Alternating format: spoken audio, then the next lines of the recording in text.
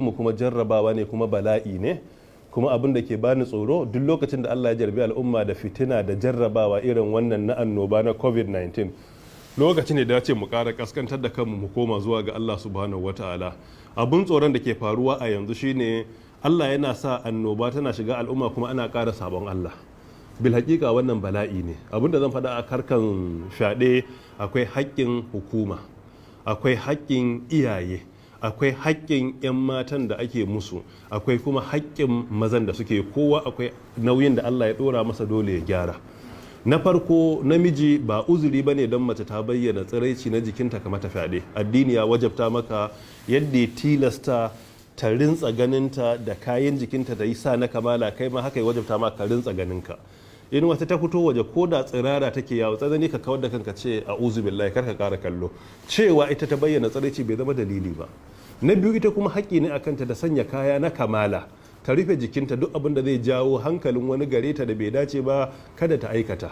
Na uku, shi yasa tsarin addini an karantar da mu mutum ya dage yayi iya kokari ya zama yana rintsa ganinsa, kuma ba a so namiji ya keɓanta da matar da ba ta sama, sai da in akwai wani ko wata a wurin da ke da wayo zai san me ke gudana ko ta san me yake gudana.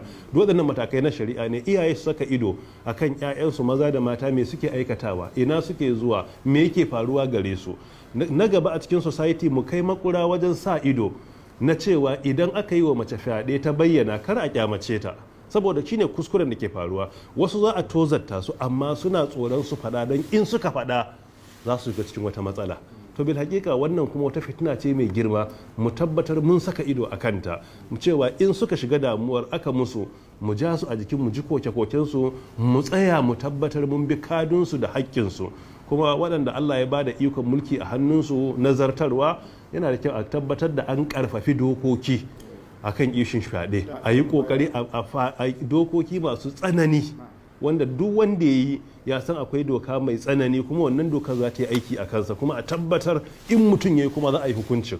Duk lokacin da aka yi doka kuma ake hukunta wanda ya laifi, cikin taimakon Allah subhanahu wa ta'ala za a samu sauki na aikata wannan laifuffuka da.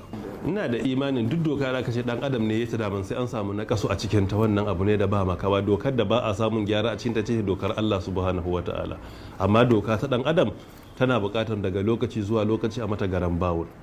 Bil hakika karfin dokokin da ake da su a Najeriya akan hukunta fyaɗe na bukatar a sake waiwayan su, musamman saboda yadda abun yake zama ruwan dare. A ƙara waiwayan su, akwai abin da suke cewa lakuna a law, shine zai ga wata magana ta yi harshen damo, sai ga kuma bata fito fili ba, sai a je kotu a yi ta musu. Ya dace a yi doka tsayayya kawai, duk wanda ya kaza kaza ne. Sannan kuma irin waɗannan dokoki idan aka duba aka ba wa addini muhimmanci, za a ga addini ya yi magana a kansu. Idan fyaɗe babu aiki da force, babu aiki da ƙarfi, babu barazana ga ran mace ko mutuncinta, aka yi ana ɗaukansa a matsayin zina ne, kamar yadda ya zo cikin suratun aya ta 2, azzani wa zaniya azzaniyatu wa zani fajlidu kulla wahid minhuma mi'ata jalda, a cikin sura ta an-nur aya ta 2.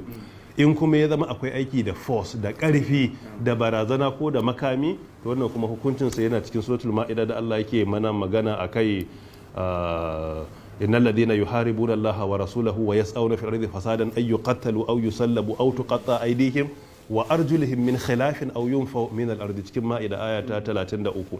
So idan muka duba waɗannan dokoki ne na Allah subhanahu wata'ala, Allah ya faɗi doka a kai.